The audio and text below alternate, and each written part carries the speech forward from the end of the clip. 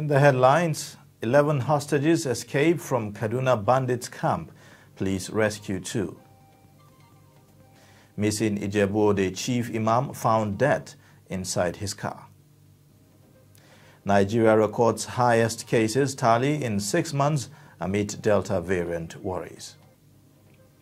And on the foreign scene, UK police to review Prince Andrew's sexual abuse allegations.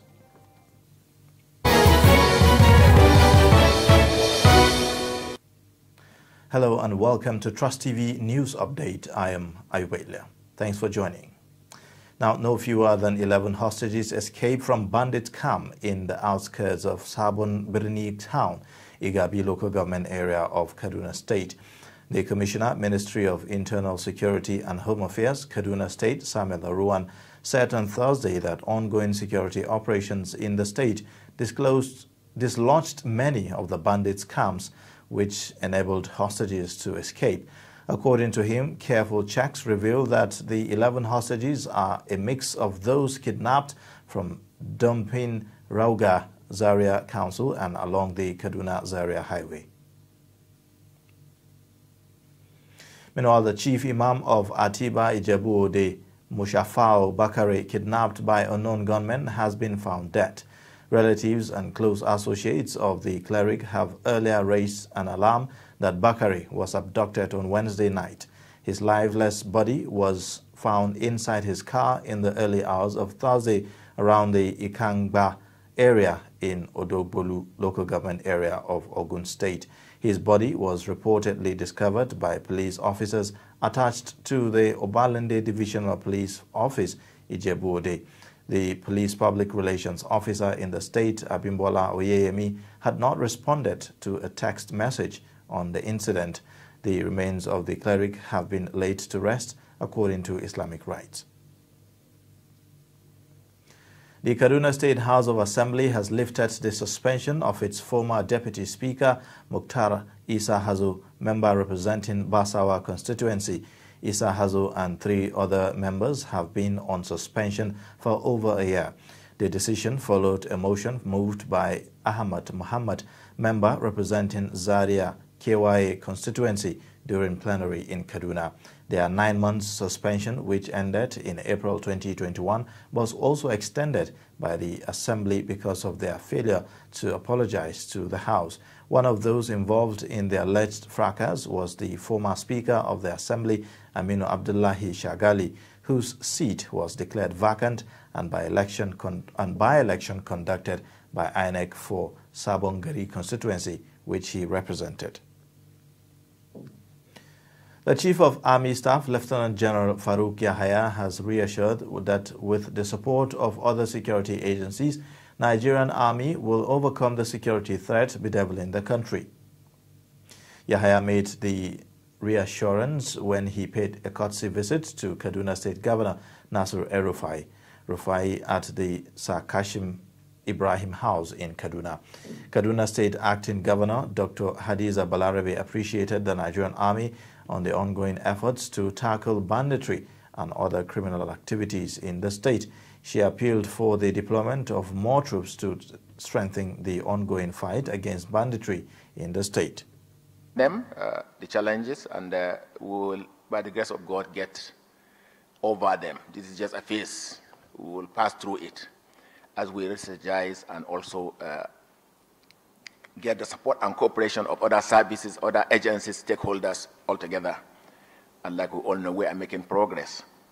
So the aim actually is just to pay my respect and homage to the Executive Governor of Kaduna State, appreciate his support and contributions to us, and urge him not to relent in doing them. I have been here, like I mentioned. I know the support we enjoyed from His Excellency. And every time we call him, he never said no. And even the Operation Mesa operation we are doing when I was here is one of the places that we were never owed the troops requirements were always paid as at when due, despite whatever economic challenges we had. He has always ensured that they were done, and when there are issues also, we interact and we're able to address them as they arise. We really appreciate we appreciate that I believe that we will still need to firm up on some of our strategies that are on ground so that we can achieve on our aim of wiping away this banditry and trying as much as possible to have a secure and peaceful Kaduna. We've had relative peace until recently when the crisis in Zangon Kataf, started again. And that has been one major issue that we've had to handle, even with the fact that there have been so many peace deals being signed at that local government. And we think that we need to have more troops deployed there, if it is possible, because it's like the situation is overwhelming. And the area is large.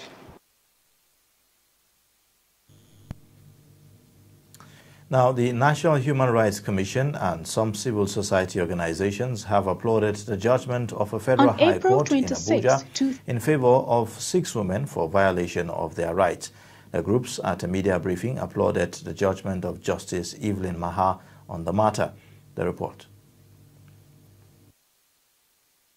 2019, over 100 state actors invaded clubs, hotels, supermarkets, and other centers of businesses in Abuja to arrest sex workers. This, according to the Federal High Court, has been termed an arrest without cause. Justice Maha also ruled that the molestation and dehumanizing treatment, detention and barring of the applicants from accessing legal representation were in violation of the applicants' rights. These rights, according to Maha, are guaranteed under the Constitution of the Federal Republic of Nigeria.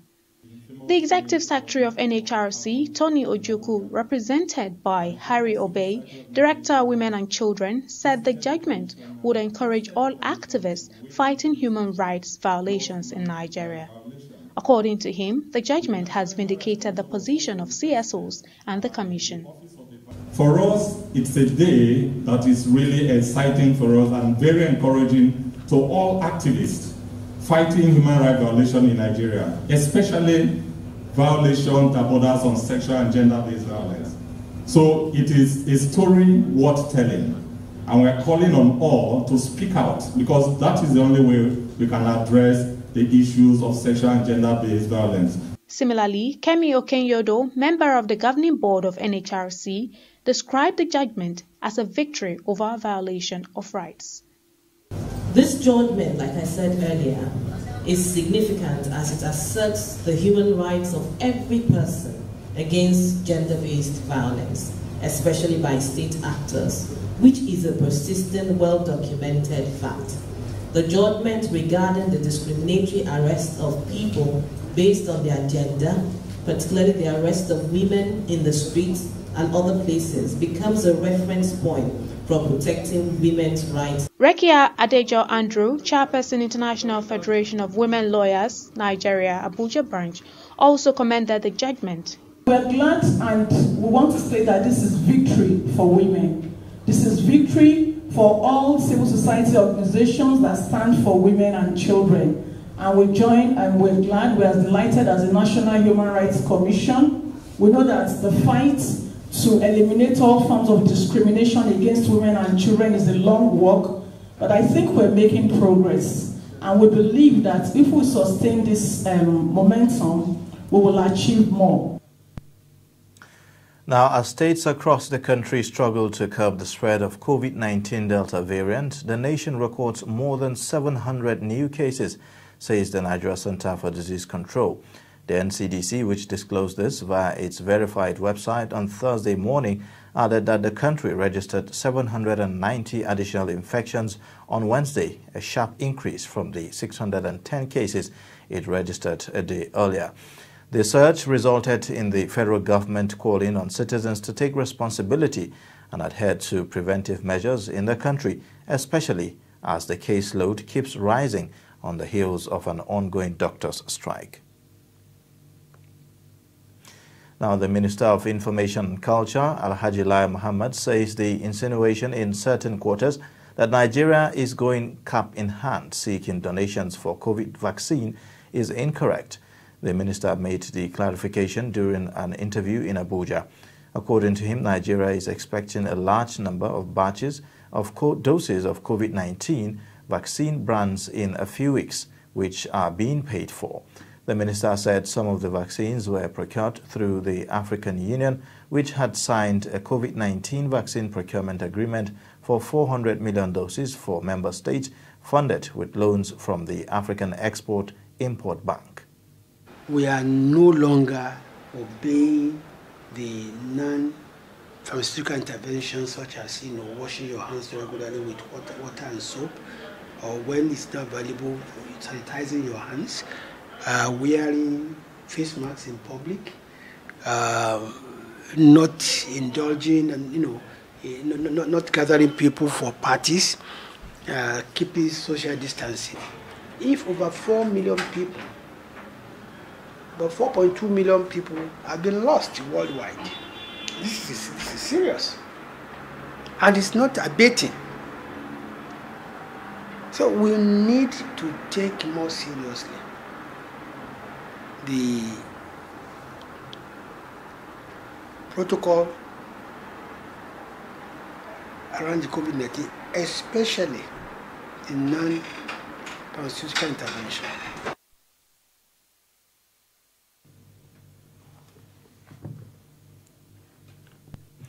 You're watching Trust TV News Update, and coming up after the break, Brent crude price falls to $69.83 billion. Details and more coming shortly. Join us again. My name is Samuel Dada. Yakubu Isa. Ana mana Igabi da jeje.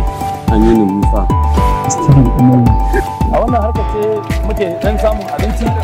An muke taimaka mu wasu da yawa. Looking for private jobs. Sometimes you get employed and the process of payment, you undergo some kind of stress.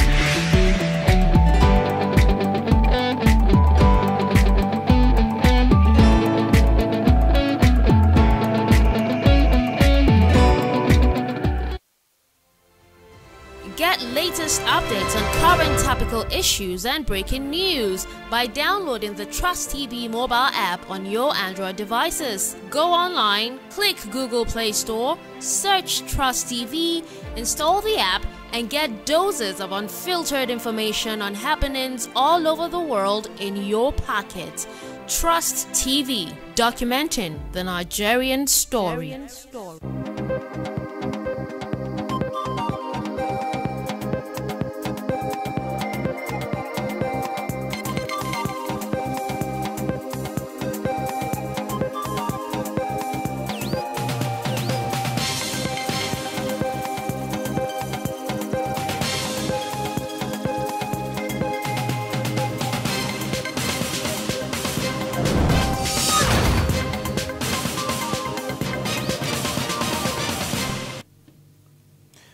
Thank you for staying with us, and this is Trust TV News Update. Now let's take a look at some of our top stories.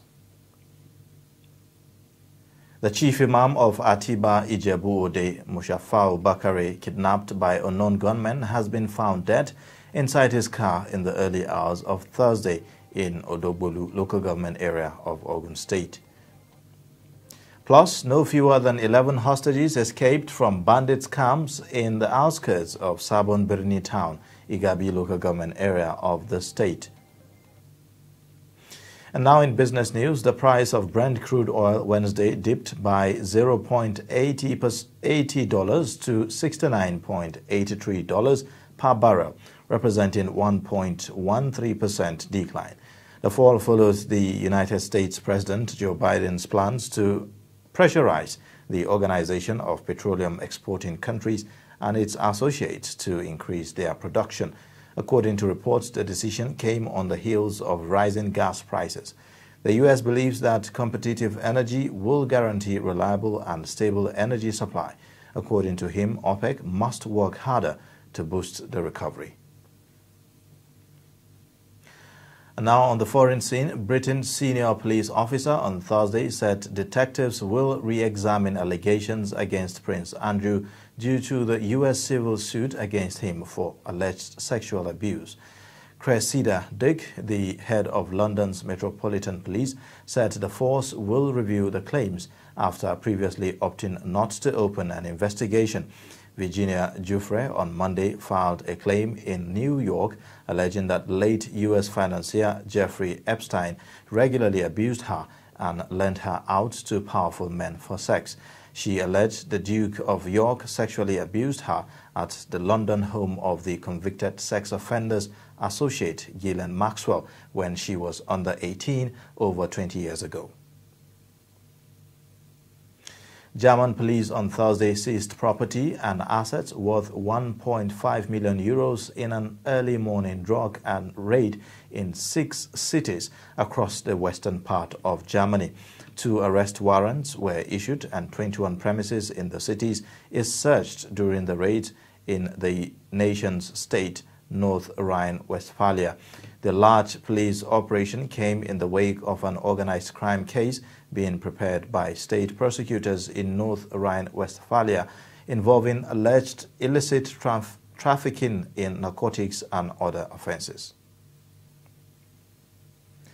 And in sports news, Kepa Arrizabalaga is the unlikely hero as Chelsea started the new season as they ended the last with a European trophy by beating Villarreal 6-5 on penalties after a 1-1 draw to win the UEFA Super Cup in Belfast. The Spaniard, who lost his place as number 1 since joining the club for a world record fee for a goalkeeper in 2018, was introduced late in extra time as a substitute for the shootout by Thomas Tuchel. Kepa refused to be replaced by former Chelsea boss Maurizio Sarri in a League Cup final defeat to Manchester City 2 years ago. But this time he rewarded his manager's faith with saves from Issa Mandi and Raul Albiol. Now locally, Dambe is a martial art combat associated with the Hausa people in northern Nigeria. It is used to identify heroes of a given community, promote unity and peaceful coexistence among society. Our correspondent Idris Jibrin takes a look at the future of this colorful ancient sporting event of the northern Nigeria. Brutal, entertaining and rewarding. Dambe is a martial art combat in the form of sports associated with the Hausa people in northern Nigeria. In Dambe, competitors wrap their stronger arm in coat for striking while reserve the other arm for defense. The idea therefore is to subdue one another with one-armed strike. In northern Nigeria, Dambe, like many other sporting events, is associated with tournaments at both local and national level. Sadly, not much attention is given to these ancient sporting activities of the Hausa people. Gaskiya ba abin da suka ba amma an ce za a biya wannan season din. A yanzu lokacin muke jira kuma muna ta'ala da Allah kawo lokacin da za a biya mu. Gaskiya na buga festival amma ba Kano na buga ba. Na buga Fatakon ne. Gaskiya sun kula da ni sosai wadanda je festival saboda sun bani abin da ma wanda ma wani ma ya ci gwal din kuma bai ma samu ba. Sun bani kuɗi sun kai 500,000. Kano State, being the largest center for Dambe in northern Nigeria, has less medals from the last festival that took place in Edo in 2021 due to lack of government support. Most players were engaged by neighboring states. Jihar Edo suna ba da kulawa 100% da suna ba da aiki permanent and functional, sannan kuma jihar Delta ita ma tana dan badawa, ita kuma a wata take. Sannan mu jihar Kano abinda muka fi shugabanni gare mu masu kula da abin su ba shi daraja kamar irin mu. Northern Nigeria begins to treat Dambe like many other sporting events. The future of this Asian sport that drew visitors from around the country will continue to remain bleak. Idris Jibrin, Trust TV News, Kano.